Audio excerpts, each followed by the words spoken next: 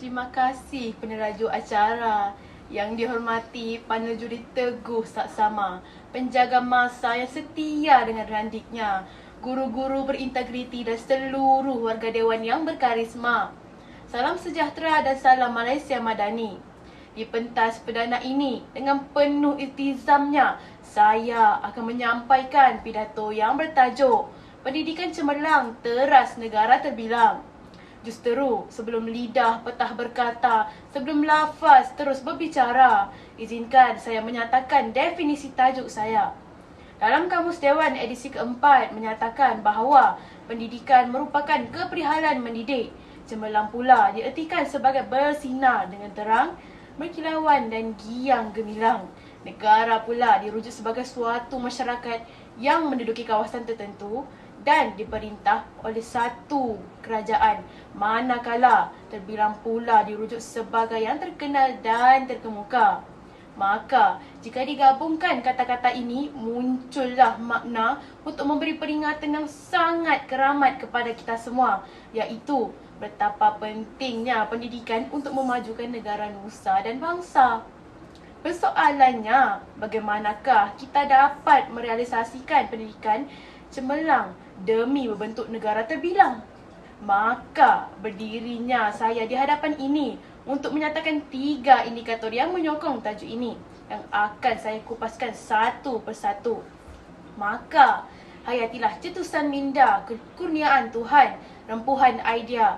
Pertama ialah Sekolah Cemerlang Pendidikan Gemilang. Menerusi Pelan Induk Pembangunan Pendidikan, institusi sekolah sentiasa ditambah baikkan, sekolah kebangsaan diperkasakan, jurang pendidikan dirapatkan, sekolah wawasan diwujudkan. Semuanya untuk menyemai budaya kecemerlangan dan semangat perpaduan ke arah Malaysia yang kita gagaskan. Dalam era kemodenan, perubahan ini akan menjadi asas hasil yang dihasratkan untuk masa depan. Kata pelan pembangunan berkenaan, pelan itu melakirkan visi sistem pendidikan dan aspirasi pelajar yang dapat memenuhi keperluan negara pada masa hadapan. Ia mencadangkan 11 anjakan strategik dan operasi yang perlu dilaksanakan oleh Kementerian Pendidikan untuk mencapai visi yang dihasratkan.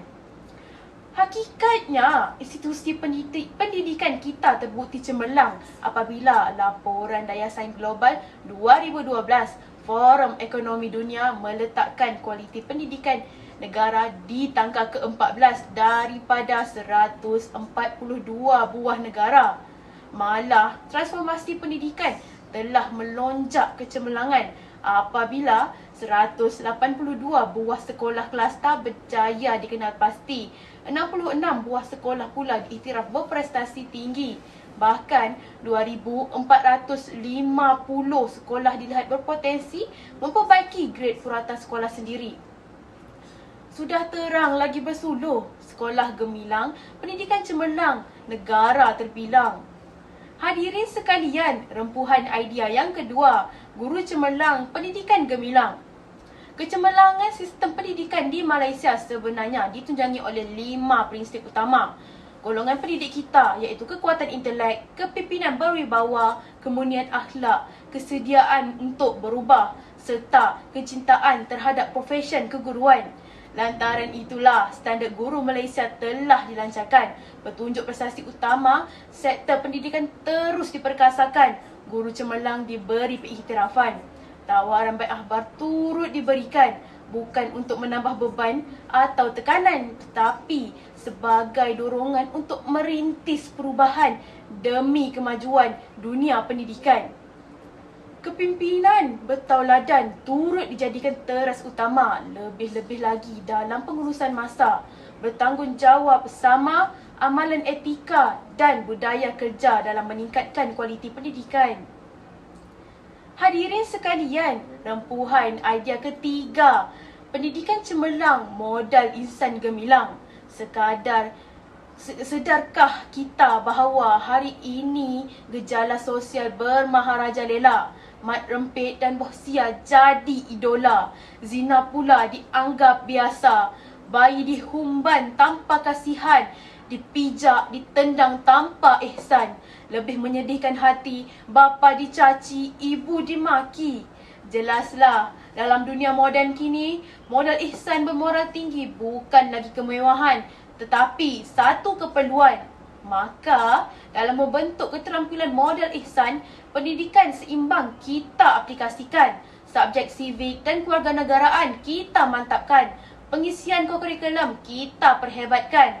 Kempen budi bahasa kita jayakan. Bahkan, disiplin pelajar kita tingkatkan. Lantaran itulah sistem pendidikan kita terbukti cemerlang dalam melahirkan individu yang kompetitif dan dinamik bagi mewarisi kepimpinan negara. Sekadar menyebut beberapa contoh, menerusi transformasi pendidikan, kita mampu menghasilkan lebih ramai pelajar yang pintar seperti Nur Amalina Bakri, lebih ramai atlet muda seperti Datuk Nicole Ann David, lebih ramai tokoh belia seperti Zuraidi Komari, malah lebih ramai idola remaja seperti Imam Muda Ashraf. Ya, hadirin sekalian, secara kesimpulannya, negara yang mempunyai potensi untuk dimajukan jika tidak disokong dengan sistem pendidikan yang mantap, umpama tanah subur di ladang yang tidak diusahakan. Benih yang baik juga jika tidak disemai, dibaja dan dijaga dengan sempurna, tidak akan memberi apa-apa makna. Tegasnya, pendidikan yang berkesan akan melahirkan generasi yang berakhlak mulia, berilmu, berketerampilan dan berdaya saing untuk meletakkan nama negara duduk sama rendah, berdiri sama tinggi di mata dunia. Pendidikan cemerlang menjelaskan kolerasi yang terjalin antara institusi pendidikan berkualiti, golongan pendidik berdedikasi dan kemenjadian pelajar modal ihsan berintegriti. Oleh itu, marilah kita bersama-sama memartabatkan sistem pendidikan negara. Benarlah bahawa pendidikan cemerlang teras negara terbilang. Sekian, wabillahi taufiq wa hidayah. Wassalamualaikum warahmatullahi wabarakatuh.